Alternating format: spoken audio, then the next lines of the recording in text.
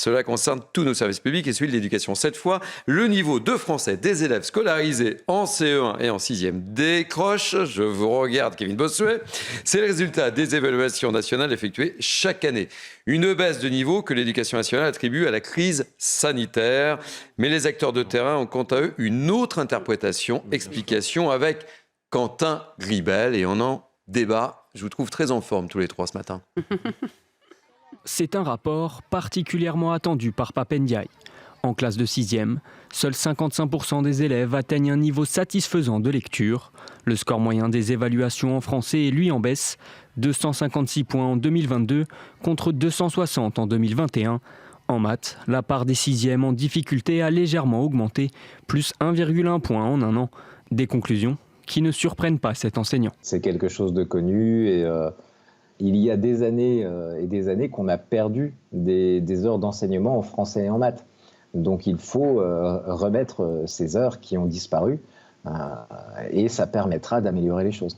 Toujours plus de cours, pas forcément la solution selon la déléguée générale d'SOS Éducation. On est le pays qui a le plus de nombre d'heures d'enseignement de français et de mathématiques. Donc déjà commençons par appliquer les méthodes qui fonctionnent, qui ont fait leurs preuves, pour que chaque enfant qui quitte le primaire en ayant une maîtrise parfaite de la lecture, en maîtrisant l'orthographe et la grammaire, en maîtrisant évidemment les connaissances fondamentales en mathématiques et en arithmétique. D'après Pape Ndiaye, 20% des élèves de 6e sont en difficulté ou en grande difficulté.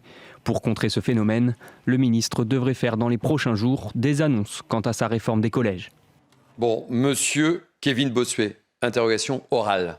Oui. Ça vous surprend ou ça vous surprend pas? Non, ça ne me surprend pas. Moi, je le vois tous les jours sur le terrain. Les difficultés en mathématiques et en français sont croissantes. Alors, il y a eu sans doute un peu l'effet Covid. C'est vrai que le confinement a pu avoir des conséquences sur le niveau des élèves. Mais il n'y a pas que cela qui explique cela, évidemment. Moi, je ne peux pas entendre cet argument.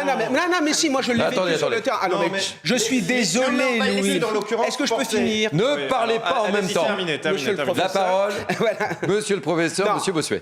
Non, ce que je dis, c'est que franchement, le confinement a pu avoir un impact, mais c'est un impact qui est momentané. Et c'est vrai que l'on constate depuis plusieurs années une baisse du niveau qui est due à plusieurs choses. Tout d'abord, le taux d'indiscipline. Quand on regarde le classement PISA, on se rend compte qu'en France, on a dans nos écoles, dans nos salles de classe, le taux d'indiscipline le plus élevé. Ce qui fait qu'on prend beaucoup de temps pour faire le gendarme dans la salle de classe, et c'est autant de temps d'enseignement qui ne peut pas être mis à profit des élèves. Ensuite, il y a, je trouve, un écroulement, un effondrement de la méritocratie républicaine, parce que dans les années 70-80, il y a eu toute une vague de pédagogistes, des pédagogistes qui ont remis en cause la notion de mérite, qui ont remis en cause la notion de classement, et aujourd'hui, il y a une forme d'égalitarisme, et on ramène tous les élèves vers le bas. Et il y a un symbole qui est très net de cela, c'est par exemple la suppression des notes. Quand vous supprimez des notes pour mettre en avant des compétences, puisque aujourd'hui, dans certains établissements, pas dans tous, sur certains niveaux, vous n'avez plus de notes, vous avez des compétences. Est-ce que j'ai réussi, par exemple, à valider la compétence lire, la compétence écrire, avec souvent des couleurs vert, rouge, etc. Ce qui fait que les élèves les plus en difficulté ne se rendent plus compte qu'ils sont en difficulté, les parents des élèves en difficulté ne se rendent plus compte que leurs enfants sont en difficulté, et les meilleurs ne sont pas motivés, parce que eux, ce qu'ils veulent, c'est leur 20 sur 20. Et enfin, je terminerai là-dessus, il y a aussi le problème du salaire des enseignants. Quand vous sous-payez des enseignants, vous ne pouvez plus recruter des gens qui sont toujours compétents, et ça se voit sur le niveau des élèves. Oui, Élève Morin. Kevin Bossuet, je suis désolé, mais je ne partage pas du tout avec vous la suppression des notes et ses conséquences. Parce que je pense en effet que si on supprime les notes, ça casse le thermomètre et ça permet à l'éducation nationale d'éviter d'avoir à se justifier sur la baisse du niveau des élèves. Ça, c'est une certitude. Mais en revanche, penser que ça va affecter des élèves qui sont déjà au bord de la déscolarisation de ne pas avoir le 20 sur 20, je pense très sincèrement qu'en réalité, ça a extrêmement peu d'impact sur eux. Je suis désolé, Louis, d'avoir un vécu en tant qu'enseignant. C'est pas une réalité en tout cas. C'est pas une réalité en tout cas pour les élèves. Moi, c'est ma réalité, c'est la réalité de beaucoup d'enseignants. Je voudrais simplement revenir. Permettez-moi. Je vous en prie. Revenir simplement sur le Covid, parce que le Covid, c'est effectivement l'argument qui nous est avancé pour nous dire ne vous inquiétez pas, tout va bien, Madame la Marquise. On a encore un très bon niveau où il suffit encore de fermer les yeux et vous verrez, ça va s'améliorer. Mais la réalité, c'est que l'étude qui nous est rendue publique aujourd'hui, elle porte à la fois sur les élèves qui sont en 6e et les élèves qui sont en CE1. Le Covid, la fermeture des établissements, c'était maintenant il y a 2 ans et demi. Oui. Il y a 2 ans et demi. Ils étaient en CP. À l'époque, non, il y a 2 ans et demi, s'ils sont en CE1, à l'époque, ils n'étaient pas en CP, ils étaient en maternelle. Et par conséquent, ce n'est pas la conséquence du Covid si aujourd'hui on voit des élèves qui ne savent pas lire, qui ne savent pas écrire ou qui ne savent pas compter. Ça peut être marginal, je suis d'accord, il peut y avoir une conséquence marginale, mais c'est pas ça. La réalité, c'est que ça fait des années qu'on sait que le niveau est en train de diminuer dans l'éducation nationale et qu'on cherche des excuses. Le niveau, s'il diminue, vous l'avez dit, Kevin, c'est avant tout par l'absence de valorisation du métier d'enseignant. Donc forcément, ça a des conséquences, mais c'est aussi parce que les parents d'élèves n'accompagnent pas l'apprentissage de leur enfant à la maison, et on voit par conséquent d'énormes disparités entre des élèves dont les parents peuvent les aider à apprendre les leçons, à comprendre un certain nombre de mécanismes qui n'ont pas bien été compris. Oui, alors Naïma, et des élèves qui ne sont pas accompagnés. on va poursuivre le débat, mais nous sommes en direct avec Sophie Audugé, qu'on a vu dans le reportage. Et je voulais qu'elle participe à nos échanges. Sophie Audugé, qui est déléguée générale de SOS Éducation, elle va participer à nos débats. D'accord, avec plaisir. Mais justement, je vais dire quelque chose qui va peut-être aller... Oui, alors attendez, soyez la bienvenue. Je lui souhaite la bienvenue quand même. Sophie Audugé, vous voyez, ça suscite en tous les cas le débat. 1 + 1, ça fait combien, Sophie? 1 plus... 1 plus Pardon. 1, ça fait 11. Ça fait 11, c'est ça. Bon, Sophie, on poursuit le débat. Vous voyez, les débats sont animés.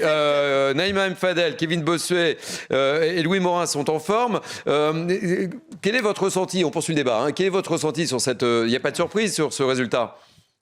Alors, en fait, si vous voulez, ce qu'il faut savoir déjà, c'est que ce sont des résultats donc en français et en mathématiques, que sur le français, on a comparé en fait 2019, 2020, 2021 et 2022, et qu'en mathématiques, on a comparé en remontant jusqu'à 2017.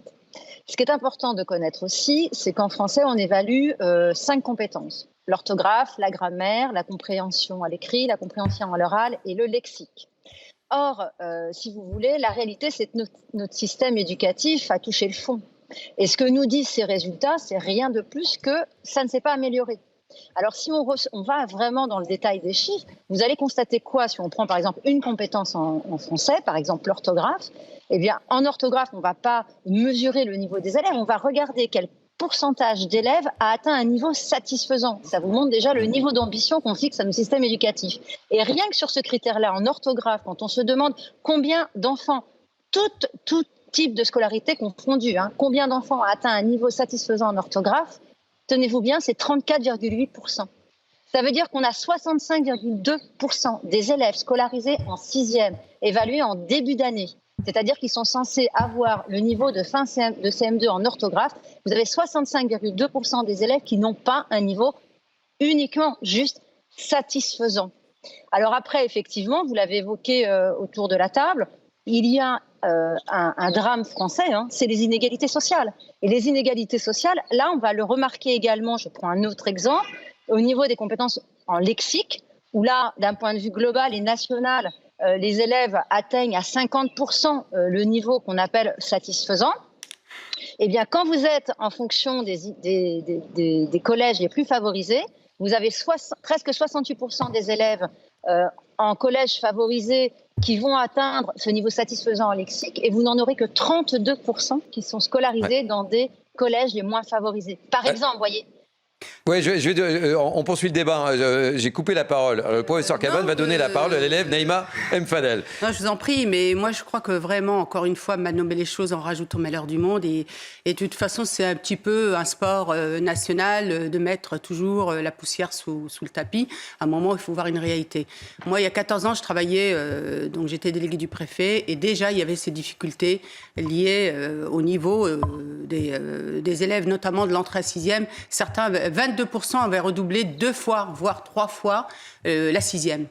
Voilà. Il y a aussi la question du surnotage. Si on surnote les gamins, donc là, ils n'ont pas des notes qui correspondent à leur niveau, ce qui fait que quand ils changent en général de collège et qu'ils ne vont plus dans les collèges de quartier, ils se rendent compte, ils prennent ça de plein fouet. Concernant, vous avez dit, lui, qu'il peut y avoir aussi une difficulté liée au fait que les parents n'accompagnent pas. Alors moi, je pense que ce n'est pas vrai. Je suis d'accord. Parce que je crois vraiment que c'est pas une question de ça, c'est une question, j'allais dire, même vous avez des parents qui ne savent ni lire et écrire, mais à partir du moment où ils posent le cadre de la réussite scolaire, les enfants vont être dans cette réussite scolaire. C'est vraiment le temps et l'intérêt qu'on a. Moi, j'avais mis en place... Je ne parle pas que de la capacité des parents. Je parle de leur volonté. Oui, mais justement... généralement, on a des élèves volontaires. Je vais juste terminer, les garçons. Ouais, est-ce que je voulais qu'on retrouve Sophie Audugé? Oui, mais je vais juste terminer. Et donc, moi, j'avais mis en place, je vais juste donner cet exemple sur Mantes-la-Jolie, on avait mis en place un petit carnet qui était comment accompagner son enfant vers la réussite scolaire. Et justement, on avait dit, déjà vérifier le cartable. 2, mettre des espaces-temps pour vraiment que les enfants puissent être là à faire leurs devoirs et les parents peuvent juste regarder. Enfin voilà, c'est à un moment l'intérêt et on peut accompagner vraiment les familles. Après, je pense que dans notre pays, il y a eu des tabous autour des classes par niveau. Avant, on avait des classes par niveau. Mais les classes par niveau, en fait, permettaient à des classes d'âge de s'entraider et de tirer vers le haut. Et ceux qui étaient moins performants, si je puis dire, ils avaient beaucoup plus de soutien scolaire. Et ils pouvaient rattraper le niveau. Alors qu'aujourd'hui, ils peuvent se retrouver dans des classes où ils sont finalement noyés et ils ont du mal à attraper le niveau. Alors, Sophie Audugé, est-ce qu'il y a quand même des points positifs? On dit que le français du niveau baisse. Mais je vous chambre un petit peu en introduction. En mathématiques, c'est mieux quand même, non? Ou pas? Pas du tout. Pas du tout. Ah non, on n'est pas bon. Même en maths. Même en maths, ouais.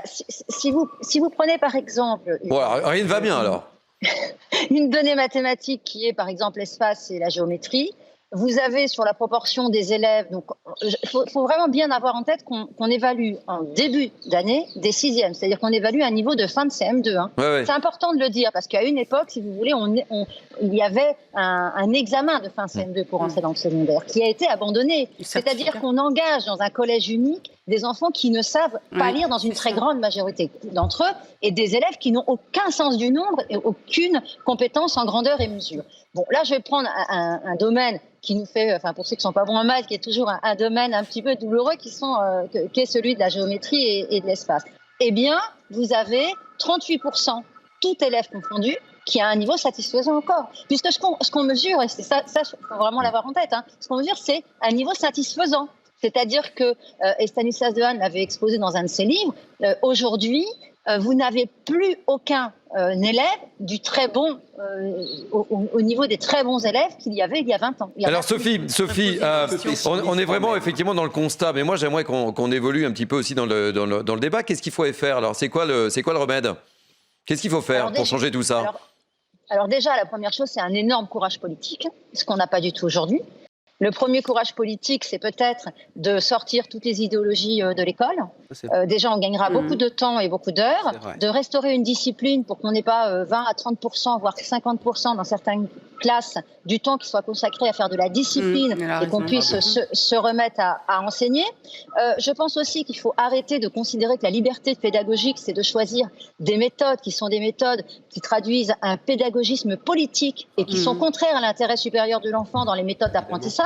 J'entends ici évidemment d'imposer, s'il le faut par la loi, la méthode syllabique dans l'apprentissage de la lecture. Il faut quand même avoir en tête qu'aujourd'hui, on a des professeurs des écoles qui prennent des classes de CP, qui ont été recrutés en speed dating, qui ont récupéré un manuel on l'a évoqué, pour apprendre à lire sur Internet gratuit et qui est une méthode qui déconstruit l'apprentissage de la lecture. Je vais vous redonner un dernier chiffre. Oui, pas trop de chiffres quand même. Non, vous savez, les Français, on n'est pas très bons en mathématiques, vous l'avez dit. Oui, mais je crois que oui, mais bon, il faut quand même avoir des notions, si vous voulez. Là, je vais faire mon côté matheux, c'est-à-dire des grandeurs et des mesures. Et vous avez dans les enfants qui sont scolarisés en REP+, par exemple, vous avez 30% des élèves qui ont ce qu'on appelle l'affluence, la rapidité de lecture, qui arrivent à lire 90 mots par minute. C'est-à-dire c'est à peine un niveau de CE2. 30% des élèves de 6e qui sont en REP+, c'est-à-dire c'est des enfants qui n'ont pas automatisé l'acte de lire. Sophie, on fait un petit tour de table. Là. Louis Morin, une petite réaction sur les propos de Sophie. Permettez-moi de revenir quand même sur ce qu'on disait tout à l'heure et sur le Covid. Pourquoi je me suis autant emporté sur le Covid ? Parce que, comme vient de le dire notre intervenante, aujourd'hui, il est urgent de réformer tout le système. Et aujourd'hui, on voit qu'on a un ministre de l'Éducation qui est encore dans le déni, qui nous explique que c'est le Covid, qu'il n'y a rien à changer. Mais si, il y a tout à changer. Il faut tout remettre sur la table. Si on ne remet pas tout sur la table tout de suite, on sait qu'on va arriver à une situation où la France périclite. Donc il faut tout changer. Il est urgent de réformer le mammouth, comme ça a été dit par le passé, et comme ça n'a jamais été fait malheureusement. Vous pouvez refaire comme ça, parce que ça me fait rire, moi. Monsieur le professeur, monsieur Thierry. Je vous donne la parole, monsieur Bossuet. Je vous remercie. Kevin Bossuet. Non, mais le Covid, moi je suis pas dans la culture de l'excuse, je ne fais que dénoncer la culture de l'excuse à longueur de temps, mais dire que le Covid n'a pas eu d'impact sur le niveau scolaire, c'est totalement faux. Ça n'explique pas cela. Et d'ailleurs, il faut saluer l'ancien ministre de l'Éducation, Jean-Michel Blanquer, qui a tout fait pour maintenir le plus possible les écoles ouvertes. Alors après, j'entends votre constat, je le partage en partie, mais il faut quand même être positif. Moi, j'enseigne en banlieue parisienne. Je vois des parents qui sont hyper motivés, des parents qui croient en l'école de la République, qui veulent que leurs enfants s'en sortent. J'ai des anciens élèves qui ont réussi. J'en ai un qui aujourd'hui est à Sciences Po Paris. J'en ai une aujourd'hui qui est en 2e année de médecine. Il y en a une autre qui a réussi à aller à Louis-le-Grand. Il y a aussi des réussites. Il ne faut pas non plus enfoncer ses élèves. Il y a des choses positives. Et je trouve que l'ancien ministre Jean-Michel Blanquer a quand même fait des choses positives. Le dédoublement des classes dans des endroits sensibles ou la mise en place du dispositif Devoir fait, qui est une aide aux devoirs gratuite pour les élèves les plus en difficulté, c'était aussi très bien. Naïma Fadel, levez la main d'abord.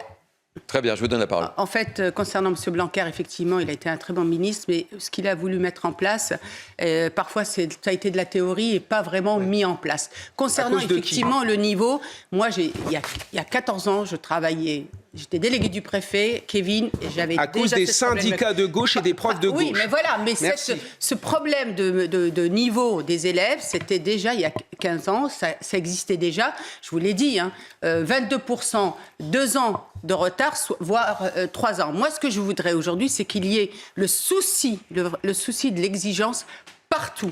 C'est vraiment parents de service au quartier populaire notamment d'être moins exigeants envers eux. Et puis, vous savez, aujourd'hui, beaucoup de parents mettent les enfants dans les écoles privées. Vous savez pourquoi ? Parce qu'ils veulent de la fermeté et de l'autorité. C'est vrai. Le mot de la fin, parce qu'on va partir en publicité. Et vous ne parlez pas de notre ministre de l'Éducation, quand même. Sophie Audugé, le mot de la fin. Le mot de la fin, Sophie Audugé. Vous avez 14 secondes et demie, pas plus. 14 priorité et demie, Je voudrais lui poser une question. Non, pas de question. C'est moi le prof. Trop tard. Une prochaine fois. Le mot de la fin. Il y a de l'espoir. Il faut avoir de l'espoir. Il faut avoir de l'espoir et priorité à l'éducation, toujours.